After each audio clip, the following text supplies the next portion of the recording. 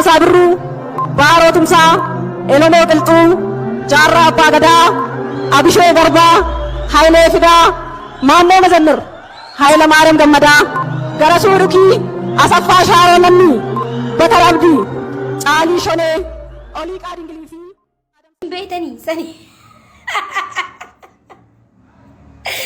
Oh ya Allah. Akkana jaalli beeytanii nam takka maakiin jaan dhaggeeffadhaan isinitti hima. Maakiin asii oli malee guutuu isii agarree hin beeknu. TikTok gisee dalaydus asuma ol dalaydii. Maaligaa live gisee waraabdus asuma ol mul'atti. Guutuu isii agarree hin beeknu. Warroonni na jibban nafxanyaa fi warroota Oromummaa fi ifitti hin beekne baalageen ni jiraani. Mooqoo maaxaadha. Moo harka hin qabdu warri jettan kun olaanaa. Kun olaanaa harka sanuu bireedaa kan hin qabalaan. Harkan hin qaba jedha. Jaa qoy isiniin garsaa yoon ilaaluu barbaadan jechuun. Ani Oromoodha. Waa takkaafuu waa'ee kufee kunoo. Wal hawwee safar gaarii mitiin ol kaanii akkanatti wanni jechuun amma laal as biratti nama hedduu jira mi kana jibbu akka micoontuun boo rabbii maa afaan isiin cufne aboo micootan rabbii maa laa godhu warri jaantu jira gizeen ol koo amma lafatti kufeen kee amma gizeen kufu islaama ni kufranii jechuun saniifuu achumaan huccuu aadaa kennallee kuna maakii jechuun tana jechuun laala kuna warri maakii agartanii beeni kuno la maakiin kuno gartanii mi warri maakii sigarreen beenu maakii asii olii maarree horeettanis amma gartan amma leerra isin deebi'a jechuudha kuno laala maakiin kuno tana maakiin caban qabu baqan qabu jechuudha ani Oromoodha caba sin qabu kuno din caba sin qabu baqa sin qabu jechuudha waan matakkaa'u akkasi warri maakiin miilan qabduun hin qaba miilallee maakii maaree namni ka arabii bari gisee namni haasa'u aslan namni dhaabbatee hin haasa'u laayifii gisee waraabu jechuun tokko jira higire illaatum ejja illaatum maakii higire illaatum ilaallu higire illaatum qomaatan higire illaatum jaan qomaatan miila ajaa'ibaa kana qaba ala miila ajaa'ibaa jechuudha dhageessiimi kunoo laal kunoo ni qaba shan ilaali isinitti argama gaa namni ija hin qabne beeytanii silaa namni na jibbuu warri diinaa amma harki kun meeqa qubni kun meeqa beektiin afurii siinjaa harki tokko hin qabdu siinjaa maakiin akkam gootu hin qabdu kunoo afurii siinjaa yaa salaa afurii siinjaa amma kun meeqa giseetti kunoo laal shanii misila amma gaa akka shanii sila afurii siinjaa hin dalagu gaa ijji kun hin dalagu waan ta'eef akkasi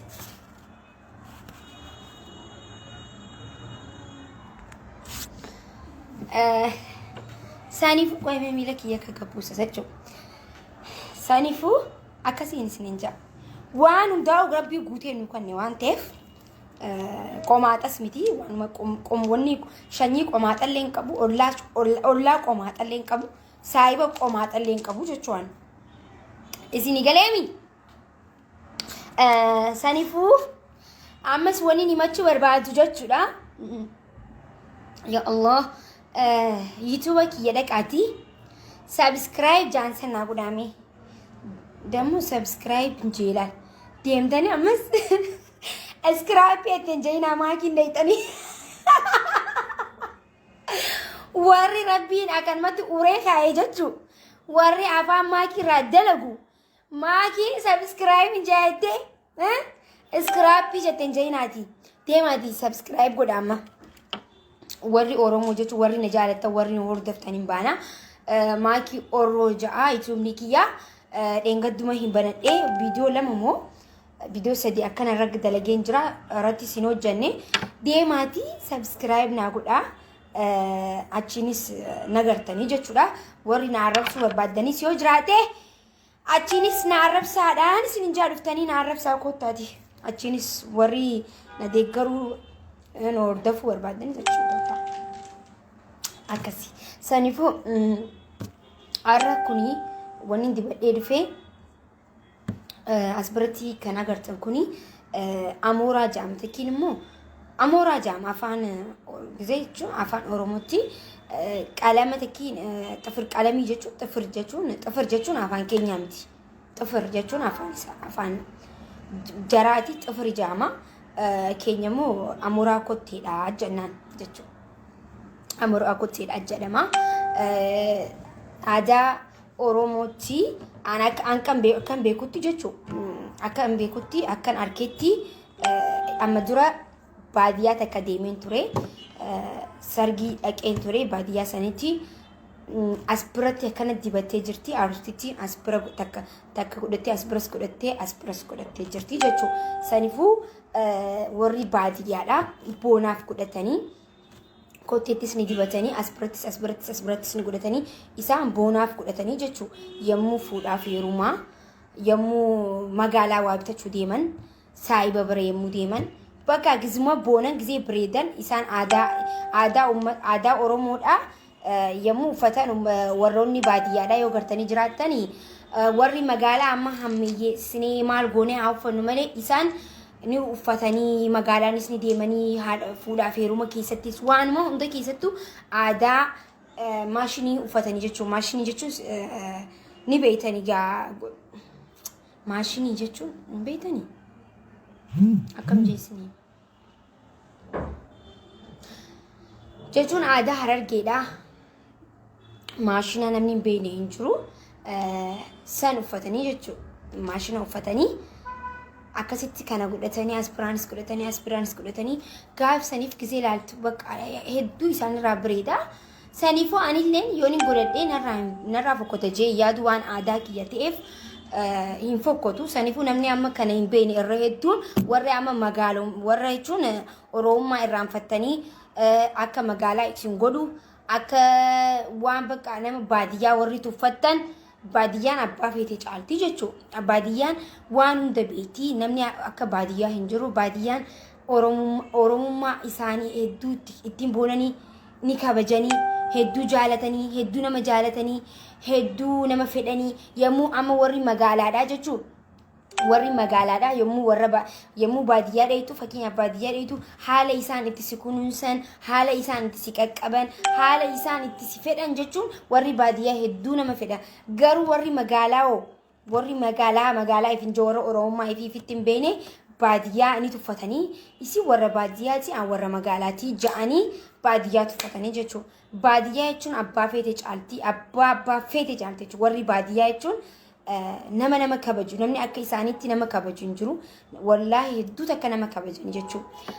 Asii bakka waan nyaatas waan ajaa'iba isinitti godhanii akkasitti hedduu bireedanii jechuudha. Saniifuu anilleen as biratti godhadhee dhufe warri hin beekne maatiin har'a maal dibattee maal fakkaattee dhuftee jettanii gaa wanni jettan jeeti jechuun saniifuu aadaa keenya jechuun kunillee aadaadha. Warri hin beekne illee bara hin beektan irra hedduun keessanii kuni aadaa Oromooti. As biratti kan hin godhadhe kun jechuudha.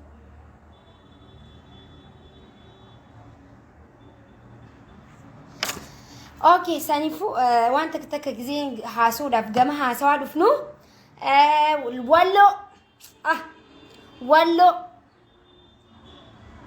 walloo ijoollee warqitu walloo bira dhaabbachuu qabna. Walloo gargaaruu qabna.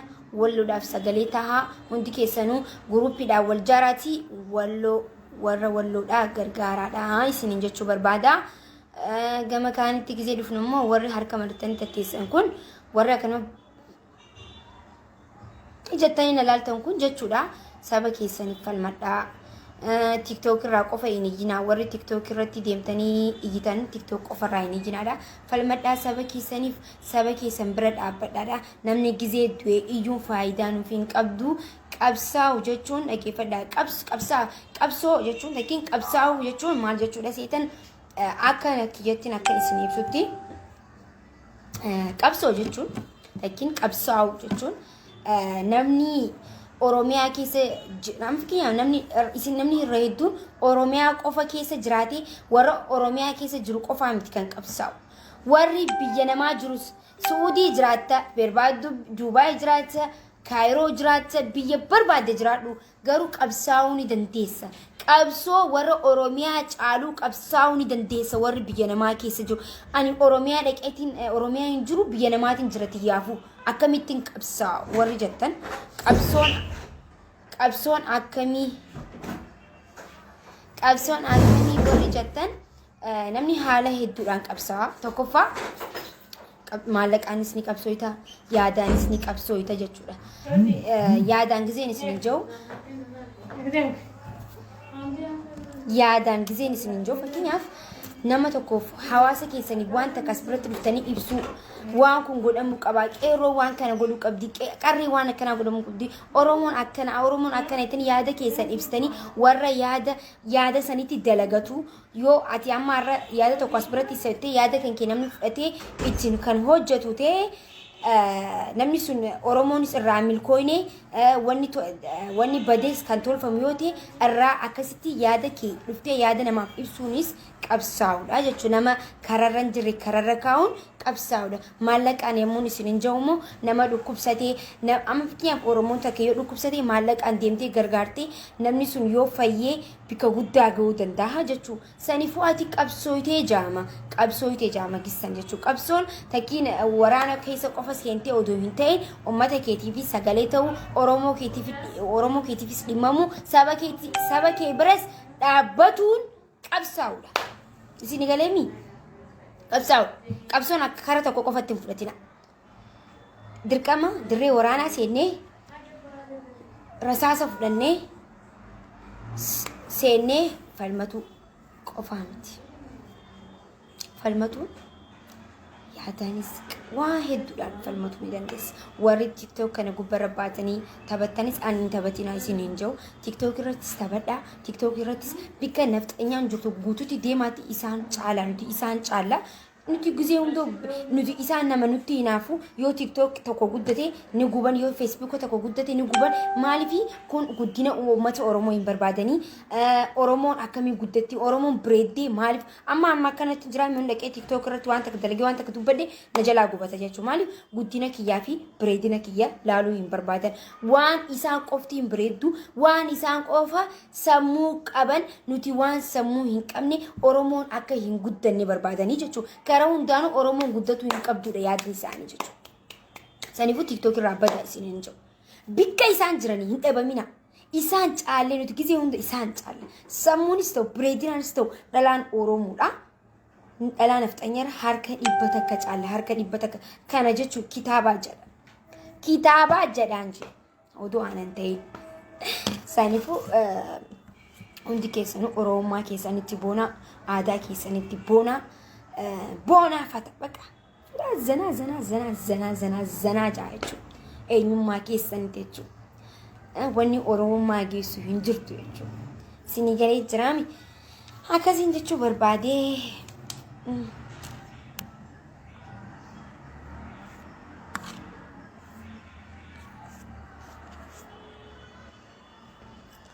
Okay, boofin deemaa baqa. Allah.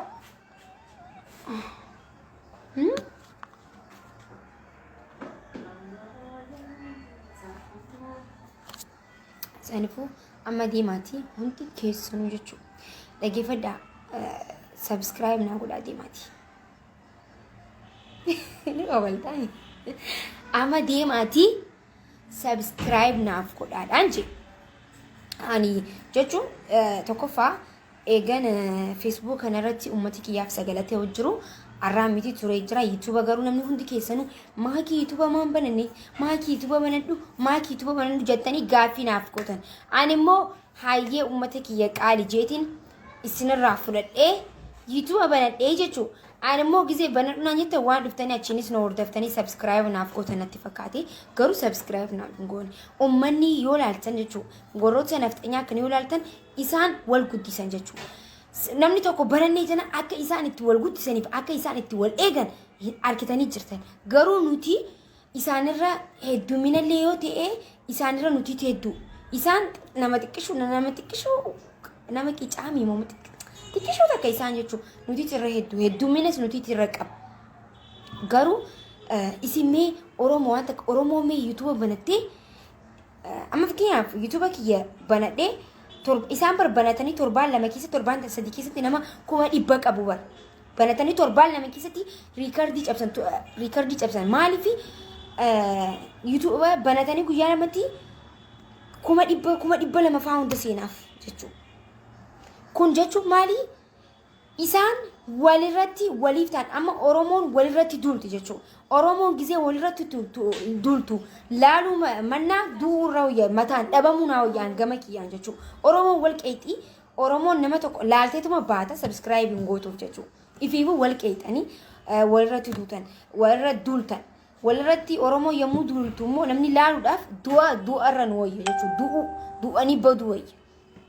Sanifuu deemaatii YouTube kiyya ani YouTube kaniin banadhu barbaades bikkuma nafxanyaan jirtutti bikka isaan jiran YouTube'aanis ta'e TikTok'aanis ta'e Instagram'aanis ta'e Facebook'aanis ta'u likki isaanii himuudhaaf tokkoffaa dhugaa jirtu dubbachuudhaaf namni itti bana deebisuu hin jiru angizee hunda fuula duran deemaa jechuudha. Ani kanin banachuu barbaadeef yaada keessan dhageetti takkinaan YouTube'ara ta'e niiraa maallaqa maarree jettan kanarraa utuu hin ta'in fakkeenyaaf amma laayifii seenuu yoo barbaade YouTube'arratti kuma moo akkana na gaafate subscribe jechuudha. Ani amma kanin qabu 500 akkanan ta'u subscribe kanin qabu sanifuu achiinis deemee akkan falmadhuuf bikka hundaa dhaqee akka sagaleen kiyya naaf dhagamu uummanni kiyya na bira dhaabbattanii subscribe akkanaaf godhaniin arra isin gaafadha jechuudha. Arran isin gaafadheen gana naaf godhaa dhaqaati subscribe kana booda garuu naaf godhaa jee isin hin gaafadhu. Yeroo tokko qofan dubbadha maaliif Oromoo yeroo tokkotti himtaa Oromoo waan ta'uuf ni gooti waan hin taaneef ni dhiisti. Sanifuu Oromoo kadhatuun barbaachisaa miti. Oromoo waan barbaaddu gooti waan ta'uuf ni gooti. Namni Oromummaa jaalatu namni Oromoon akka guddattu barbaadu namni saba isatti boonu namni aanatti boonu ani Oromoodha isinitti boona isinis natti boontan jeetiin abdii qaba. Yoo kanatti boontan ta'e yoo kana jaalatan ta'e yoo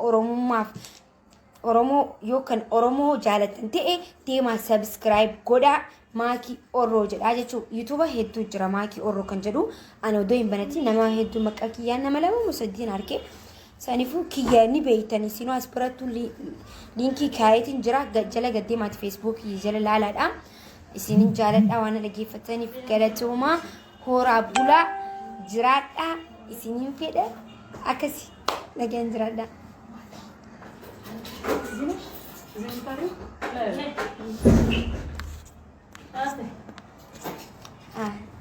Hulana kollaftanii deemtan? Awara bijjala. Akasi. Wayyo.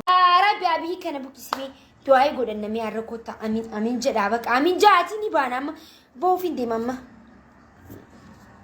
Abu wallahi azim Rabbi ni danda'a. Abii kana Rabbi nurra haa buqqisu wallahi billahi. Nuti dadhabnee baqa nurra Rabbi nurra haa buqqisu Rabbi wallahi ni danda'a akka buqqisee jechuudha akka buqqisee akka Rabbi haa dhaabu jechuudha isa. Aboo Rabbi kiyya ni dandeessaa buqqisee hayyoota keenya mana hidhaarraa nu baasi yaa Rabbi yaa Rabbi ni dandeessaa hayyoota keenya mana hidhaarraa nu baasi yaa Rabbi kiyya hayyoota kiyya mana hidhaarraa nu baasi ijoollee Oromoo yaada muraada isaanii guutiif amma ani haadha teessanii mi aamin jedha.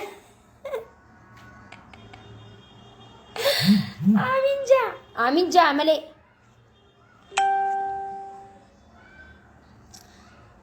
Oi mataa koo na garagalee.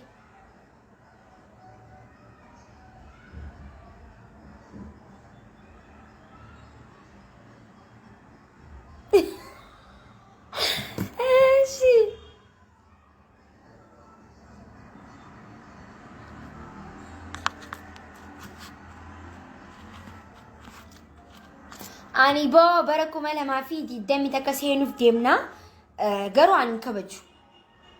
Maaliif an gammachuu hin qabu waan ta'eef jechuudha. Saa uummanni kiyya du'u jirani saa an iddii dhuftuu hin waan hin kabaju sa'u. Maaliif hin kabaju gaa hin kabaju guyyaa Jawaarfaan beenaa fiida.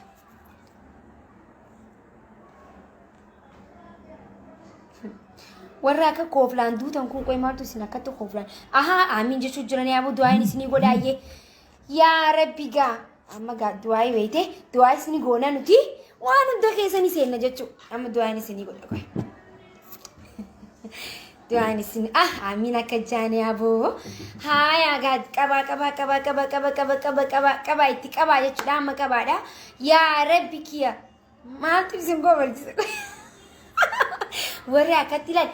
Akkatti banu kun warra adiidha bar wallahi wabilla cika ጭንቅላታችሁ ጭቃ አፋችሁ ጭቃ ቂጣችሁ ጭቃ ጭቃ ናችሁ ሁሉ ነገራችሁ ጭቃ ማለት ነው። ምክንያቱም የሚያስቅ ነገርና ማያስቅ ነገር ለይታችሁ አታውቁም። ያ ዝም ብላችሁ እንደዚህ ፍርክስ ክስክስ ስትሉ ታስቁኛላችሁ። እኔ ራሱ ታስቁኛላችሁ። እኔ እኮ አልናደድም።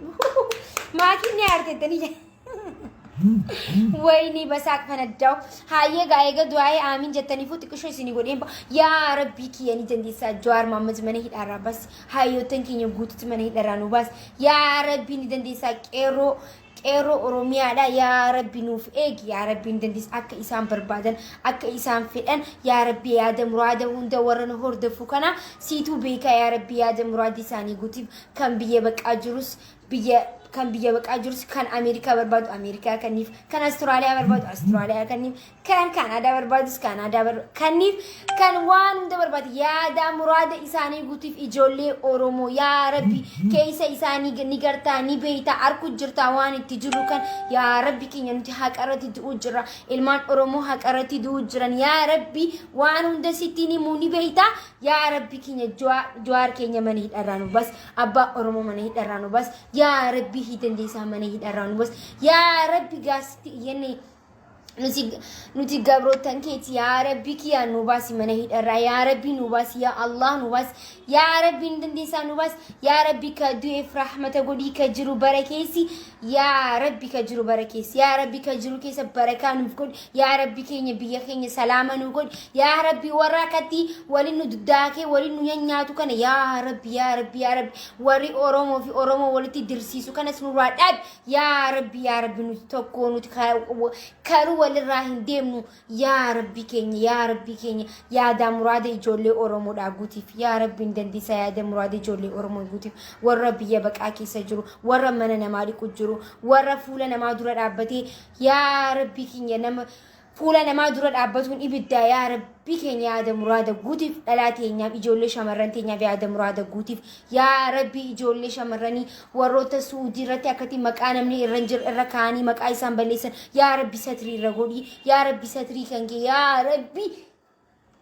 أكمل دعائن قولي مين التيما دعائن قدامي هايتي فوفا عملي دعائن شيء أكمل دوبت أري دعائن أكمل باري نوتي يجون واون ده كيسة نجرّاور واون ده كيسة الحمد لله يا ربي يا ربي يا ربي يا ربي أبي كنا قدوبس يا ربي أبي نكالو يا ربي نكالو يا ربي نكالو ندن ديسا دربيتا يا ربي دربيتا بار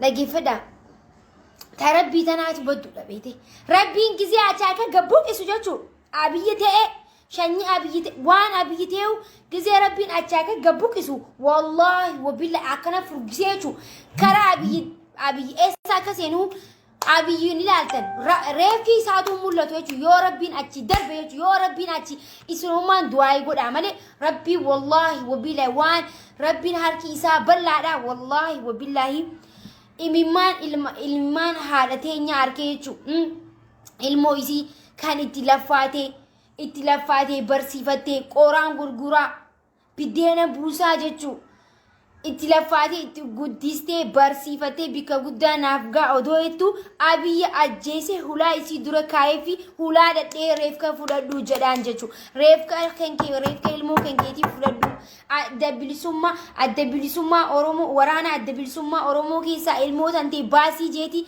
أبا جارسي إسي جلا أجيسي جتشو المو إسي إلمان إسي جلا أجيسي هرار ساني جتشو ساني فو ربي وانون دا أركا جرا وانون دا سني داقا وانون رجل كان سني أركا sanifu yo obsitan rabbi nama obsu barbada anqam takka obsitani anqam takka obsa qabdani jechu isilalu fi nuti garu ni obsina rabbi qabna waan teef ni obsina sanifu ni bilisomna jechu namni rabbi qabu namni dhuga qabate deemu namni kara rabbi dhuga qabate yo kan deemtu taate wallahi wa billahi ni bilisomtani jolle oromoda ni bilisomna injifannun kan ummata oromoti ni bilisomna bilisomana kadiftu way bishan badde qoyme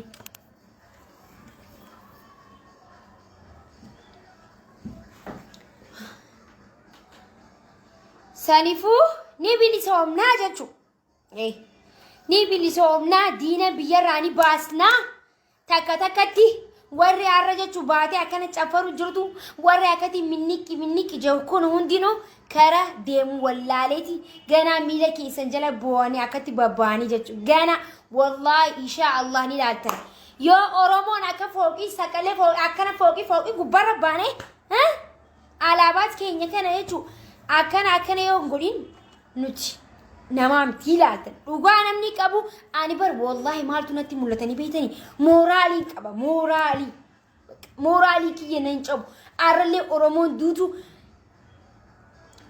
keessi kiyya madaa ta'us jeetuma fudhadha ijoolleen qeeroodha gizee hidhamtus ijoollee xixiqqoo gizee hidhamtus hayyee jeetuma fudhadha maaliif rabbiitu fidee numaan fudhadha hayyee neetuma fudhadha garuu jechu bilisoomuun gawwa warri jechu kun yaai odoon arkuun fedhin arke bilisoomu dhageeffadha ni bilisoomna namni abdiin kutatina hin bilisoomnu jettanii awwannin isiniidhaaf ummata kiyya qaali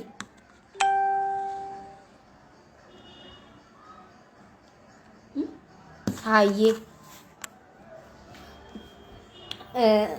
warri hin bilisoomnu oromoo yoomillee hin bilisoo itottanii yaaddanii takiin yaadaan mataa wanni ifneeta hin yaadina waa takka jechu ni bilisoomna dhugaa qabna waan ta'eef namni dhugaa qabu ni milkaawa namni kijibu garuu namni kijibu mee nama kijibuuf nama dhugaa qabu mee waan takkan isin gaaf isiniif hima ummata kiyya waan takkaa jirani beeytanii fakkeenyaaf laal nama tokkoo fi nama lamaa jira fakkeenyaaf namni kijibaa gizee hunda ni milkaawa gizee agartan jechuun namni kijibaan jiraatu ni uffata hatee uffata waan ta'eef ni bireeda namni hattuu dhageeffadha hattuu fi namni hattuu hin barbaannee fi namni hatee jiraatu takkoo miti fakkeenyaaf namni hattuu gizee hunda bireedee deema gizee hunda itti tolee deema gizee hunda tottolfatee shottoo saatee dibata lippistikis ta'u hatee dibata huccuu nama afee huccuu namni miiccatee afee fudhatanii uffatanii boonanii footoo babbareedduu haanii gadhiisan namni dhugaan jiraatu namni haqa namaa hin barbaanne garuu namni haqa namatti hin ajabne garuu hin uffatu takkiin waan qabuun boona waan namaa hin tuqu hanqa qabu saniin hin mul'atu sinigale hanqa qabnu saniin amma ani hanqa kana yoon qabaadhe amma huccuu takkitti tana yoon qabaadhe takkitti matan miicadhee yoon kan hin uffadhe waan hin qabu kanaaniin uffadhee yommuun deemu jechuu namni namatti hin mul'adhu takkiin namni kun dhugaa kiyya takka maaliif huccuu kan akkan hin uffadhu maaliif akkan karaa kanarra deemu maaliif akkan karaa kanarra dhaabbadhe naaf hin hubatu garuu kan haate san eessaa haate waan hin jaamneef waan bakka qabaatee ifi harkatee uffatu itti fakkaata jechuudha. Sanifuu guyyaa takka immoo guyyaa milkaa'uun dhufte guyyaa haqa kan kee beeyte guyyaa waan kan keetira falmattee irratti duutee irra wareegamtee waan kan keessan harkatte waan abbaan kan kee irra wareegame waan haati santi irra wareegamte waan akaakuun kee irra wareegame waan obboleeyyan kan kee lammiin santi irratti wareegamte turti malee oromoon bilisoomuunis waan afa hin qabne tana jala muriin siinja tana jala murii ani du'u jechuun isin tunaa bilisoo warra taa'een ani fakkeenyaaf namni tokko jechuun ani ni jiraadha hanqa bilisummaa arkuu du'uun barbaadu ربنا نجاسين بلسما أركون برباد سانيفو أدو بلسما هاو دون دندا يوان دو إلي وان نجا أمتك يافدلجي وان نجا سبك يافغوليتين دو برباد وان نجا يسنيف غولي وان بريد وغاجر تو أنك أنت دوتي فلما إديني يوان دو إلي إسين تنا بلسما يجو سانيفو بلسما را أبديه مرتنا إنهم أبدي مرتنا ني بلسومنا والله ني بلسوم أبدو ما هي مرتنا وقاك أبدوتي كرا وقرديم أتني ملكوت ربي برانستو ربي برايس ني ملكوت نمني وقاك ربي نما وقاع أتيو وقاع سويتي وان كان كيسن ربي التمسي ملكيس يجو نما برت اللي جالتها متاعته سبب برا سبب بالجي أملاك الكسكيس يانبا نمني براك زيت وقاع كان كيبيكي أورومون يجون نما وقاف تو نما وقاف وريجمو namni tokko oromoo jechuun namni nuti jechuun bar nama dhukkubsatee tokko abbaa fedhe saba fedhe haa ta'u nama bira dhaabbatu miti nama kuni keenyaa miti kun keenyaa miti odoo injayini wal bira dhaabbachaa ka dhukkubsatee dhukkubsiifachaa jechuun saba fedhe haa ta'u jechuun gargaara kan dheebotu bishaan obaasaa kan beelee nyaata itti kanna jiraatu turre jechuun.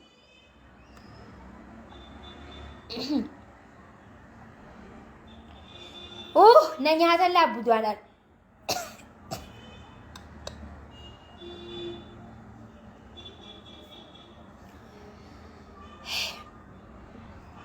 الله أكبر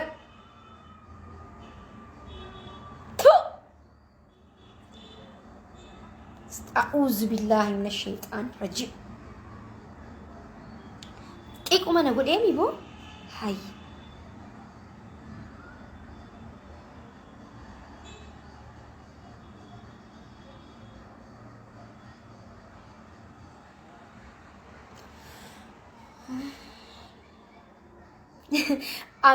wanni na kofarchi ni namni akkatti ableetii la sanas jalatti ergu kun na kofarchiisa gista katagamaanii fi mee yaada isaanii laala ableetii tan amma silaan bira jiraadhe ableetii tanaan na cicciran jechuudha harka kana kobatti miila kobatti kanas kobatti Allahu akbar ani nama jechuun wanta kan isinima saba nama nyaatu nagaran takka addunyaa tanan garuu amma arkuu kiyya saba nama nyaatu nama ta'ee namni nama ta'ee nama nyaatu nafxanyaas የሰው ስጋ ይበላል አይቻለሁ ባይኔ የሰው ስጋ ሲበሉ